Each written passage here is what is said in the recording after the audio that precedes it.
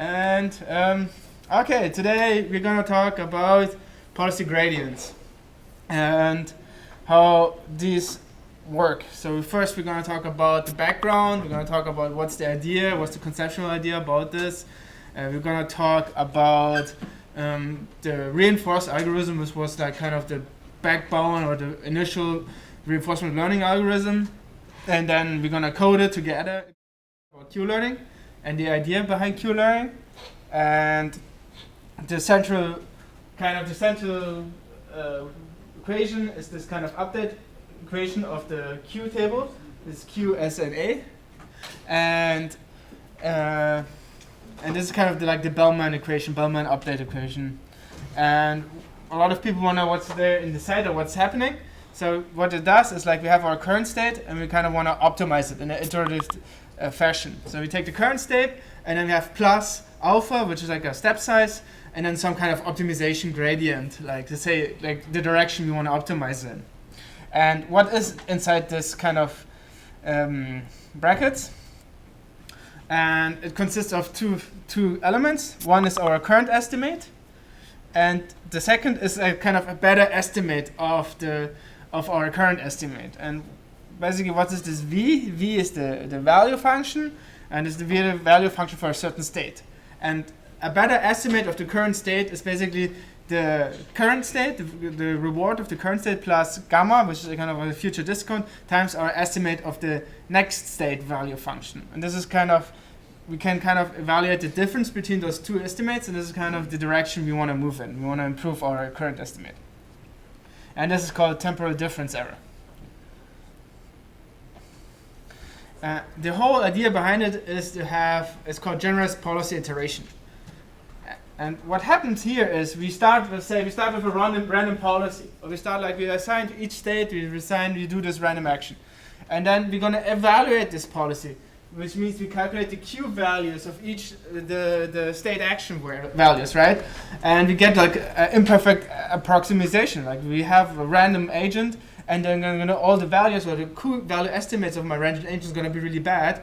But we have like random actions. So some random actions are better and some random actions are worse. And what we're going to do, we apply some kind of greedy function on our estimates, on our Q value estimates, to kind of update the policy. So our random policy becomes slightly better. And then we take the random policy and we kind of evaluate this random policy again, which gives us like Q values for each action state pair. State pair, a slightly better policy, and we just do it over and over and over again until we converge. And if you look at the Sutton book, there's a nice proof that shows that this kind of approach will lead to optimal policy.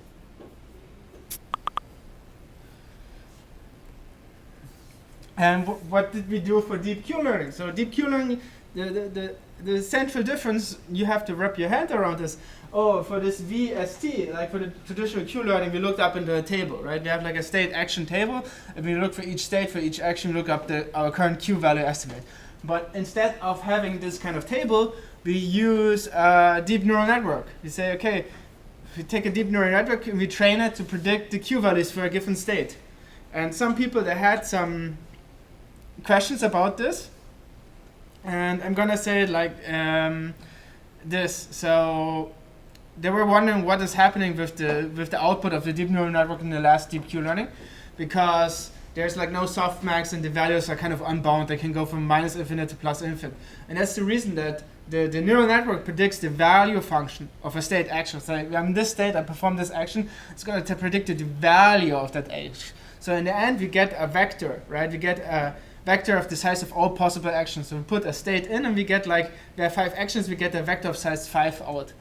And each of this vector, each position tells me the value of that action, which means that these are not necessary probabilities. It's not like all these values, they don't need to sum up to 1. And we also don't apply a softmax on it or whatever. What you take the vector and then you say, okay, you know which one gives me the most value and which one has the best performance, and then you can say, oh, I do a greedy one and I take the best one.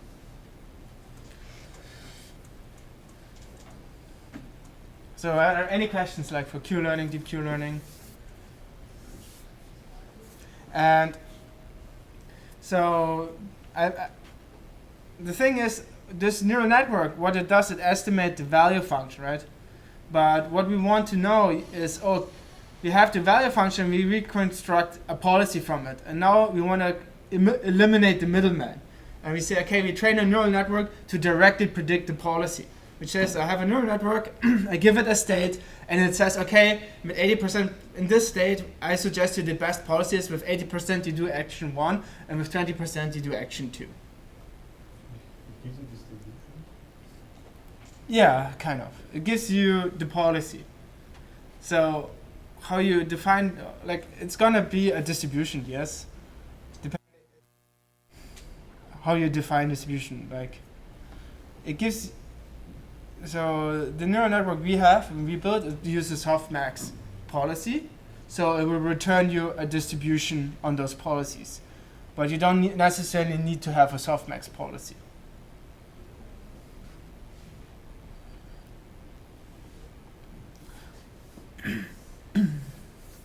And so what have we have? Like, we have some weight metrics. Like, we have our like the first weight metrics in a neural network.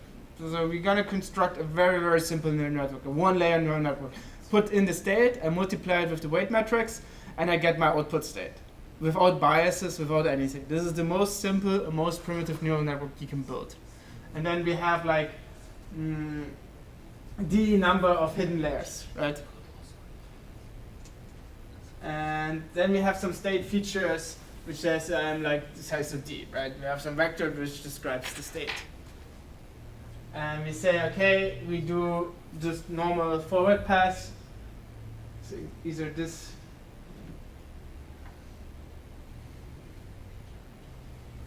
Yeah, this needs to be swapped around. One of those needs to be transposed. Anyway, we get the normal forward pass, and then we do a softmax activation, which means we take the exponent of each of our hidden state and we divide it by the sum of the total. Like, so who is not familiar with the forward of neural network, simple neural network forward pass? You have a weight matrix, you multiply it, you have your input, you multiply your weight matrix with the input, and then you apply a softmax on the output. Just forward pass of a neural network. So this is like what we say, we have our input, weight matrix hidden, and then we apply softmax and we get our y. And then we say we have some cost function, right? So squared error. So we take y minus y and we square it. So like how far off are our prediction from the real value? And then we do backpropagation. So backpropagation basically says that we have our cost function with our output, and we say we take the derivative in respect to our weights, and for a one-layer neural network, this is the backprop. So yes. When you look at y hat would essentially be the output, right? Yes. So how would we get y in this case? Like Y is like in the previous example, we had two networks, right? One was the policy, the other one was the target. yes. So how would we get y in this case? Oh, we're gonna talk about this Okay. later. So this is just neural network. Okay. This is just neural network. And then this is how do you do the backpropagation for neural network, right? Like, anyone have questions about backprop? You're gonna code it, so you better understand it. And say, okay, let's assume I know the optimal policy, right? I know the optimal policy for every state. Say, this is like my weight and the state, and then this is after the softmax, this is the policy I create, right, for a given state. But I know the optimal policy. Say, I just know it, right? Then, okay, we can say, okay, we can calculate some whatever squared error to the optimal policy, and then we can say, okay, this is my error, and then I just backpropagate the error. But I think, as you already noticed, we have I know optimal policy here. From the we don't know the optimal policy. That's the problem. because I understood you said we know. Yeah, let's assume we know. Okay. Say, if we know, if we would know the optimal policy, we can regress towards the optimal policy. But if you already know the optimal policy, then you already know which is the best action to take at every state. There is no problem to solve. There's no problem left to solve, right? So the problem is we don't know the optimal policy. And say, okay, how do we do for policy gradient? We need like our we need our error function, right? We need our error function to backpropagate. And we say, okay, our error function, what we do, we want to maximize the reward, right? We are maximizing reward, so we do gradient ascent instead of gradient descent. And we say, okay, we do it iteratively. Like we say we have our current words plus alpha, this kind of gradient. And what is this policy gradient? Like, there's proofs, you can look it up online or in the book. I was thinking about going through, but it would take a very long time. And it's actually a very, very nice proof. So what they prove is like, okay, what's this? Is basically we are maximizing all our expected future rewards, right? What's the expected future reward of a trace? We went those through in the first session. So what's a trace? Is basically the probability of observing a state, giving you a probability of doing a certain action in a state and probability of getting a certain reward. And then you do kind of a derivative towards your parameters, right? Your weight parameters. And then you will realize that all these kind of probabilities that are from the model, from the game, like or state transition probability, all these things, they're independent from your variables. So they all fall out. And then you get a very, very nice policy, which is basically G is all our future rewards.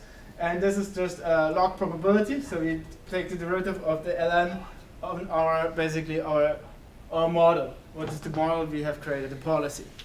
So here this is our policy model, or our neural network essentially. Our neural network that gets the state in and throws out the policy. And you're gonna need it like later.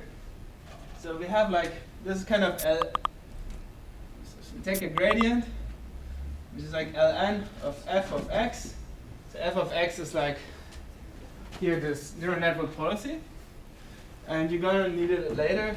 So it's kind of f of x, like the derivative, policy, divided by f of x. So what we do, we take the policy gradient, and we divided it by the probability of the action, and then we backpropagate it.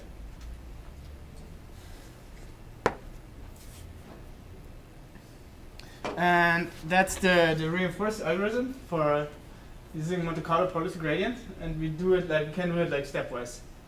Optimization, which is really good. So we select some step size function, like step size, like learning rate. We initialize our policy parameters, which is kind of like just a weight matrix, random weight matrix. And then we just generate an episode, we just play the game, giving our neural network. So our neural network is initialized with random values.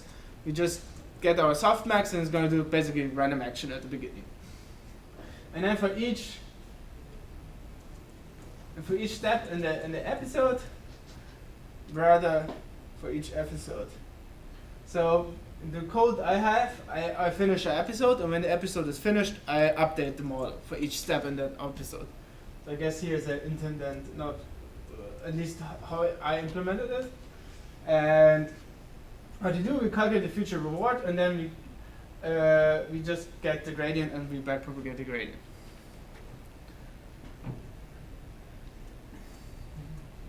So,